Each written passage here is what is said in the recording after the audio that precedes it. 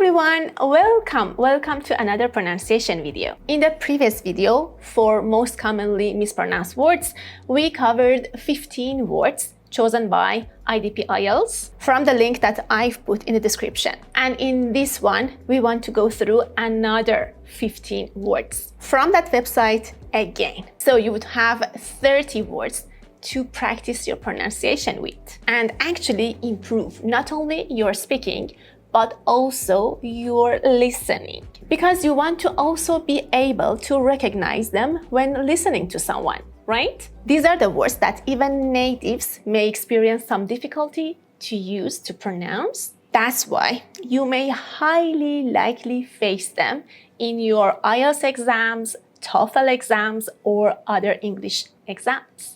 I will tell you both the British pronunciation and the American pronunciation. Plus, we would have the meanings, a sample sentence, so you can understand the word. When you know the meaning of the word, when you sit in a sentence, you can make a connection with it in your mind. And even afterwards, you can make your own sentences. To get used to that word, you can practice the pronunciation within the context. And as you may already know, practicing in context is the best way of learning a new language. And my little bonus, there's a PDF of these words in the description, including the pronunciations, the meanings, and the sample sentences that you can download for free from my website and study these words on your own whenever and wherever you prefer to. Now, without further ado, let's start these 15 words so you can complete your list of 30 common mispronounced words. Number one is this. Both British and American pronunciations are mischievous, mischievous. The first part has the main stress, and then we have two schwa sounds. Schwa is a very short A sound. It is the most common sound in English words. And here we have ch and v, a very short A sound, a. So we have mischievous, mischievous. Got it? We use this word to describe children mostly, for instance, because the meaning is liking to cause harm in a playful way. Like in this sentence, she might not tolerate her mischievous niece. So, do not say mischievous. Do not say mischievous. No, it is mischievous. Chvess. Number two, we use it whenever it comes to your favorite job. The British and American pronunciations are kind of the same. In the British version, we would say niche, a long E. And in American pronunciation, we would mostly say niche. So, in the British version, we have a longer E than the American version. It's not niche, for instance, yeah? It's just niche. And your niche is your favorite job. For example, he was making his niche in the company. Means he was trying to have a favorite job in the company. Number three is this one. How do we pronounce it? This is paradigm. Paradigm. Here, the first syllable has the main stress. What is the main stress of the word? It is the part of the word, the syllable of the word, that you need to say it more clearly, more strongly, and even a little bit louder. For instance, here we have paradigm. Did you hear it? Paradigm, paradigm, which means a typical example or model. For example, this culture's paradigm of the idle worker. Number four, if you say pseudonym, wrong. If you say pseudonym, again, wrong. The British pronunciation is pseudonym, pseudonym, and the American pronunciation is pseudonym, pseudonym. The meaning, an invented name that an artist, author, musician, etc. uses instead of their real name. For instance, Van Diesel is his pseudonym, not his real name. Number 5 is this one. The British pronunciation is coat, coat. The American pronunciation is coat, coat. The difference is really, really small.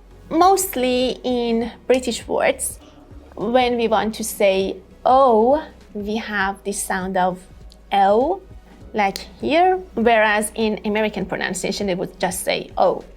Other examples, go, American version, go, British version. No, American version, no, British version. Oh, yeah, this is quite common. The meaning is a sentence or a phrase from a book, speech, etc. that you repeat because you have found it quite interesting. Like this one. I love this quote. If you can't do great things, do small things in a great way. That was a real quote. Number 6, we don't say regime. We would say regime, regime. So a long E here and even stronger, in a stronger sound. Regime, regime. The word stress is on the second syllable. One of the meanings is a government that forces people to obey unfair rules. Like in this sentence, this is a corrupt regime, not an elected government. Number 7, this is a French word. That's why you would see some extra letters that are not pronounced. Quite typical of French words in English. We do not pronounce it like Rendezvous. No, quite different. The pronunciation is rendezvous, rendezvous, or rendezvous, rendezvous. Both British and American people would use both of them. Rendezvous or rendezvous. First of all, the first syllable has the main stress, so say it in a more clear way. And second of all, you can both say devil or devu. And one of the meanings is this, an arrangement to meet someone, especially secretly, or the place to meet that person. For instance, I'll meet you at our rendezvous next Monday. Word number 8, we use it to mention a large natural or artificial lake, mostly used as the source of water. The British pronunciation is reservoir, reservoir, and the American pronunciation is reservoir, reservoir. 2 points. Point number 1, the main stress is on the first syllable, re. Yeah, you should say the re part more clearly. And then in the British pronunciation, whenever there is an R that has not the main stress, we actually do not pronounce it. Whereas in the American pronunciation, we say it quite clearly. Here, for the British one, we would have reservoir, reservoir. The second R and the third R would not be here in the British version. But in the American pronunciation, you would say reservoir. Those second and third R's are clearer here. For instance, behind the dam, there's a gigantic reservoir. Gigantic just means very, very big. Number 9 is not saloon, it's not salon. No, the British pronunciation is salon, salon, and the American pronunciation is salon, salon. Quite different, yeah? This is the place where you can have your haircut or your beauty services. For instance, I love the atmosphere of this hair salon. Next one is this. It's not sour, it's not sour, it is sour, the British pronunciation, and sour, the American pronunciation. Remember that story of unstressed R's? Yeah, the same goes here. The British version, we would say sour, sour, and in American pronunciation, we would say sour, sour, which means the opposite of sweet, as a taste, like sour cherries. And the next word, quite common mispronunciation. It's not stomach, it's not stomach. This is stomach, stomach. We have a schwa sound here after M, so we would say it stomach, stomach. Means a part of body responsible for digesting food. For instance, I cannot sleep with a full stomach. Can you? Word number 12 is this. If you say subtle, that would be wrong because B here is silent.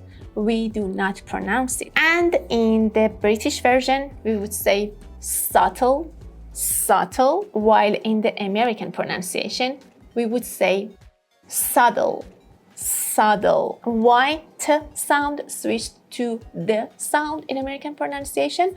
Because T here is not the main stressed part. I described 5 pronunciations for T sound in English.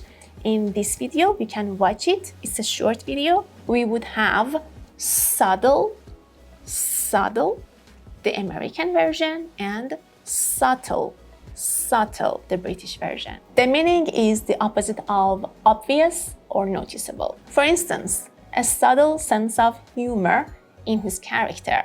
Number 13 is not sweet, it is sweet, sweet.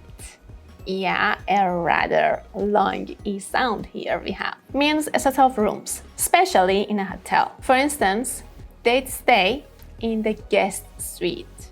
Number 14, especially for your university applies, you would reach this word because it means the money you pay for being taught. The pronunciation is tuition, tuition for both British and American versions. Tuition, tuition. For instance, my university tuition was huge at that time. And the last word, it is the yellow part of an egg, the opposite of white. British pronunciation versus American pronunciation. In the British version, we would say yolk, yolk, L, yolk. In the American pronunciation, we would say yolk, yolk, O. And as you just noticed, L is silent here. I recorded this short for silent letters. If you want, you can go there too. So if you say yolk, that would be totally wrong. It is yolk. Or if you prefer the British version, it is yolk. The difference is quite small. And example, a white has less calories than a yolk. White is the white part of an egg, and yolk is the yellow part of an egg. This is it. We reached the end. I hope you had a lot of fun today. Subscribe me in order to not miss the coming videos. Have a good one and bye for now.